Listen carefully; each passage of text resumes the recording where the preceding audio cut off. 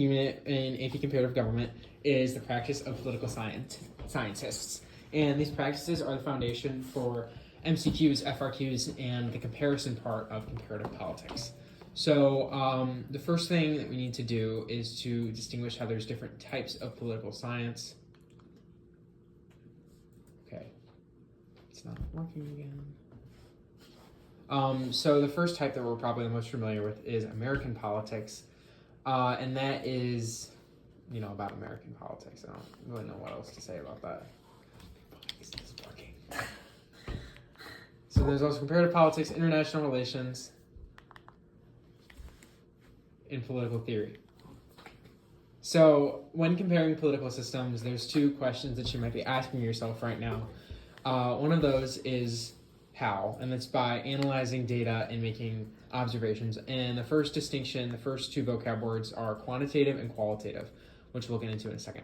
And then the other thing is why, and it helps us gain insight to government processes and by analyzing the similarities and differences between government structures. So the occurrences of one government and how it could how it can help you predict the outcome of something that's occurring in a different government. So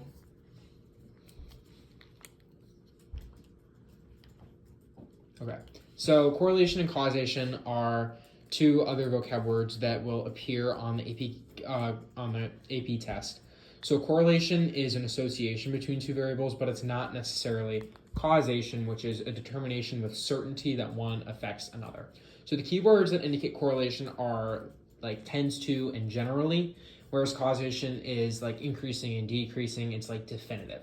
So in this chart on the right, so this shows, doesn't even matter what this shows. So there's a bunch of lines, and a graph you can never really determine causation based on a graph, because you have to know a little bit more to be able to determine that X causes Y. So you need to have multiple graphs or multiple other sources to be able to determine causation. The other thing, the second set of distinctions, where do I have to point this, is statements. So there are empirical statements, which are factual and objective. So they're like data, and they're much more common in comparative politics. And then there's also normative statements, which are based on values and opinions, and an example of those would be predictions. And then the last two vocab words are quantitative data, and that's data that's measured with units and numbers. So graphs always display quantitative data. And some examples of this, and what is the foundation of this unit essentially, and is the majority of what we're going to talk about today, is GDP, HDI, Gini, Freedom House, and all the rest of the things that are to follow. The other thing, just like observations in science, is qualitative, which is not data measured with units and numbers, but is more so is measured without units and numbers, essentially. So it's anything else. So case studies and interviews are both examples of qualitative, because you're analyzing the qualities and the outcomes of the case studies and the interviews. So I think this is the next slide. I hope it is, because I don't know what else would be in here. Okay, so when you're comparing to a lot of the time on the AP test, they're either going to just outright ask you what is this unit, or they'll give you a table that says, like, these are two countries, this is one measurement, this is the measurement of one for some measurement, and this is the measurement of another. Determine which one is more developed, which one has a better economy, which one is more free, etc. So the first one of those, and the one you're probably the most familiar with, is gross domestic product. So a misconception is that government and economics are separate. So in theory, there would be no association between comparative government and economics. But as you can tell, because there's a slide about GDP on this, that is not true, because economics are a big part of an administration's policy, because a growing economy means more jobs. So when there are more jobs and the economy is better, the government is more successful, more like they have more power. So economic growth is measured with GDP, gross domestic product, which is a measurement of the total market value of all goods and services in an economy in a year.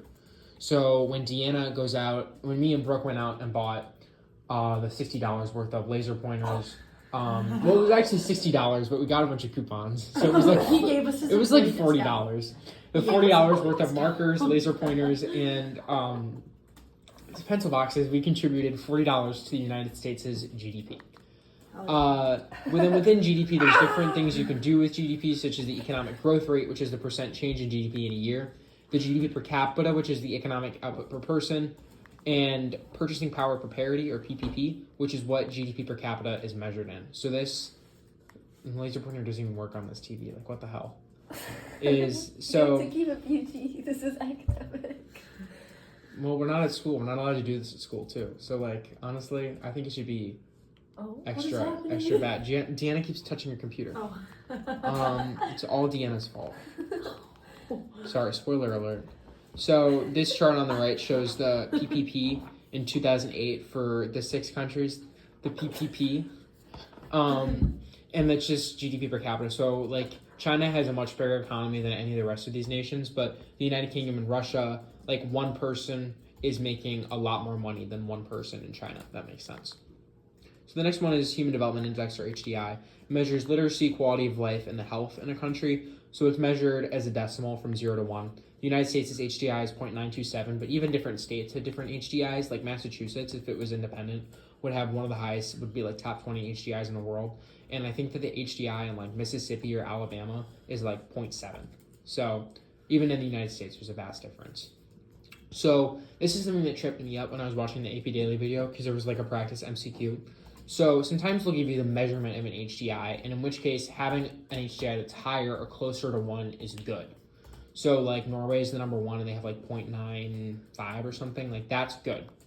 So the United Kingdom has an HDI of 0.94 and Nigeria has an HDI of 0.548. So that's good. However, a lower ranking also indicates a higher HDI, so it's important that you don't get tripped up by that. So China ranks 75th and Iran ranks 78th. So China has a higher HDI than Iran, even though the number is lower.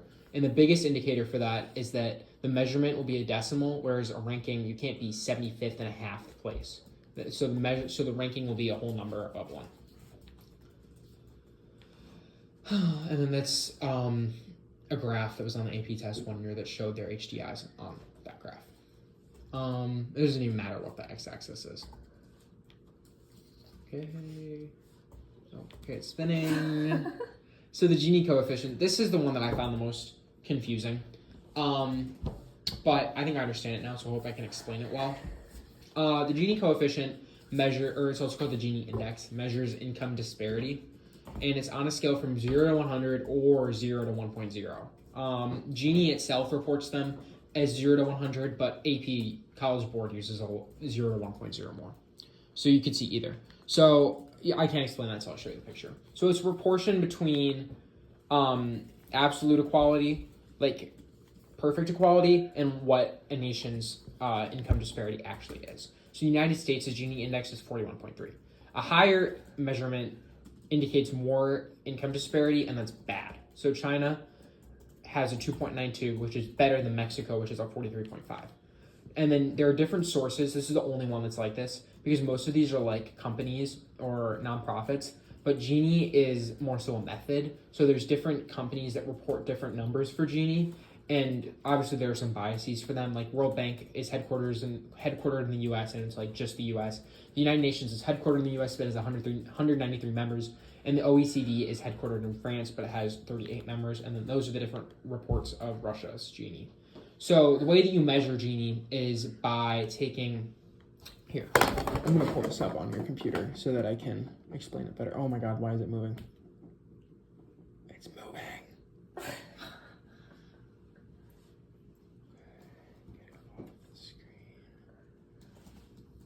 I'm making notes so that we can like post them like later on when we make website. Yeah, it has to be there. So everybody look at Deanna's screen. Yeah, so the thing here to look for is that, so in this picture here, there's this line of equality. And so the x-axis is the percent of the population, and this is the percent of the income. So 1% having 1% of the income, and then like 50% having 50% of the income, like that's perfect equality. So it says up here, 100 people have $100 each. Like that's perfect. So that would be a Gini of 0. This Lorenz curve is what a nation's income disparity actually is. It isn't like the one, like there's one Lorenz curve. There's as many different Lorenz curves as there are income inequalities. So it's a measure of area A to area B. That's what the proportion is. Yeah. So does anyone have any questions on that one? Because that one's actually confusing. That actually makes sense with the picture. Yeah. And then China's makes sense because it's a communist country, so they technically would all make about the same. So next we have, okay, of course. This is so AP stats and econ. And then there's Freedom House, which, as the name would imply, measures freedom in a country. So it's a nonprofit in DC. This one has a lot to it. So it's measured 0 to 100. The rest of these kind of have a lot to them, and they were a little bit hard to figure out how they're actually measured. So I just put all the different ways that it's measured. So it's measured 0 to 100, and it's measured 0 to 100 in 2 categories. And a nation is either not free, partly free, or free. So there are 3 countries in the course that fall into not free, 2 that are partly free, and only 1 that isn't fully free. So global freedom is access to the below categories, which are political rights and civil liberties, and those are obviously weighted. And then internet freedom is access of a nation's people to unrestricted internet, and then there are 3 ways that that's measured. So a higher Freedom House is good, and again, a lower ranking is bad. No, a higher ranking is good. Lower ranking is good, higher measurement is good. My bad. So yeah, I mean, this one's pretty straightforward. It was just kind of hard because there's like all those categories. And this is the Freedom House of all the countries, in case you were curious. Okay, slides will be attached. Slides will be attached. Okay, this is awkward. Okay, Transparency International measures corruption. It's headquartered in Germany. It's a nonprofit. It measures on a scale from 1 to 100. And the United States, for example, is a 69. Nice. Higher measurement in ranking indicates less corruption, which is good. Higher measurement, lower ranking. What? Yeah, no, so higher measurement and a lower ranking, because like first place it would be like 100. Yeah. Oh, okay. I really should have proofread these a little bit more. It's okay. And that's a table that has all of the nations in the course. Last thing before we get to my MCQs, Fragile States Index. So that measures the nation's vulnerability to collapse. So this one also has a lot to it. So, Oh, you broke it. Okay. So there are 4 main brackets. So there's a measurement, and the lower the measurement is, the better, and the lower the ranking, the worse. Like, you want a lower measurement and a higher ranking, because like number 120 is less corrupt, is less likely to collapse than number 1. So there's 4 main brackets: alert, warning, moderate, sustainable. And sustainable is good, alert is bad. And then it's measured on a scale from 1 to 120. And then each bracket is 10 points, except for sustainable, which is 20 points. Yeah, so. And then there's another table. So my first MCQ, and all these are pretty easy. So what is the role of Transparency International? The answer is D, because A ranks countries based on their human development. The word development is literally in there, so that's obviously HDI. B is the Gini Index because it's income inequality. C is Freedom House because it's about democracy and human rights. And D says that it monitors political corruption, and that's what Transparency International does. The next question: all of the following are methods used by political scientists except, and it's obviously B. Like, I would be surprised if this appeared on the AP test, because obviously astrological predictions is not something that political scientists use. I mean, you never know. This is common sense. This one is C because Gini. 0 represents perfect equality. That's true. It ranges from 0 to 1. That's true, as we discussed, because it can be a decimal. And it indicates income inequality. That's true. The Fragile States Index measures political stability. So I'm going to get into the medium ones. I only did 2 because I forgot to get the 3rd one. So, which of the following trends best reflects? And I picked this because it's trends, but it doesn't really have anything to do with the content in hindsight? Okay. And the answer is... Mine goes over this a little bit. And the answer is C. A makes no sense because it says sense. economic growth is more likely to occur in countries experiencing political turmoil. Like, just think about that. Like, use your brain. B makes no sense either because countries with stable political systems tend to have lower rates of economic activity. Use your brain. That thing in your head, use it. D, political instability has no significant impact on a country's economic performance. Like, honestly, just reading that, like, it doesn't make any sense. Political stability creates a favorable environment for economic growth and development. And then also think that if one of these were true, if D was true, A and B would have to be true too. And you can only have one answer, so it has to be C. The other one, how did the establishment of Transparency International affect global corruption perceptions? It did not eliminate the need for domestic anti-corruption agencies, and it did not reduce the overall incidence of corruption in all countries because then every country would be in like the 80s and 90s. Like, the world would be perfect. And then C isn't true, where it says it focuses solely on corruption within European governments because what are the countries we study? China, Russia, Mexico, Nigeria, Iran. and Iran. And then United Kingdom. United Kingdom is the only one in Europe, so why would it even be on the AP comparative government test if it focused on countries in Europe when 5 out of 6 of the nations that we're studying aren't in Europe? It wouldn't make any sense. Okay. Now we get to the hard questions. You guys have to do these on your own. I'm just going to give you like 30 seconds to figure it out. Oh, nice. They're not that hard. Oh. So the first one, supporters of Transparency International would most likely agree with which of the following arguments? I don't remember what that was. B. Oh, it measures I don't know. corruption. Which one are you saying, bro? It measures corruption. That's all I've got so far. Hold on. B. Where's your glasses? They're in my bag somewhere. Yeah, B. I think that's right. We're all wrong. Whatever. Oh! 5 new boobs. You challenge It yourself. can't be College A. level coursework. I've heard Sakama. It's B. Click it, Will. I'm clicking it. Yay! It's B. Yeah. If A or C were true, Transparency International would exist. D, just corruption has a little no impact on a country's political and economic systems. Use your brain. Use your Oh, brain. okay. This one's D. Spoiler alert. So supporters of nice. quantitative analysis and political science would most likely agree with which of the following arguments. Quantitative methods are too complex and unnecessary. They support quantitative analysis. That doesn't make sense. Non-numerical data provides a clearer picture. Then they wouldn't support quantitative analysis. C, interviews and case studies are both qualitative. So, Or like inverted numbers. Yeah. It's all I just don't even know what to say at this point. Okay, and then spoiler alert. I guess I forgot to put the transitions on these. I didn't put transitions on mine. I didn't. Okay, So sorry, supporters guys. of the Gini index are most likely agree with which of the following arguments? It's D.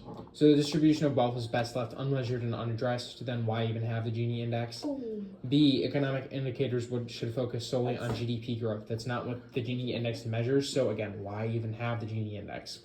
Income inequality is not a significant issue for government policy. Why even have the Gini index? Like, why even index the Gini? And then D, measuring income inequality within a population is crucial for addressing disparities. So it says, So literally just rewording it says- definitions. yeah. Yeah. I mean, it's why they have the Gini index. Like, it Okay. makes sense. Yeah. All right, who did 1.0?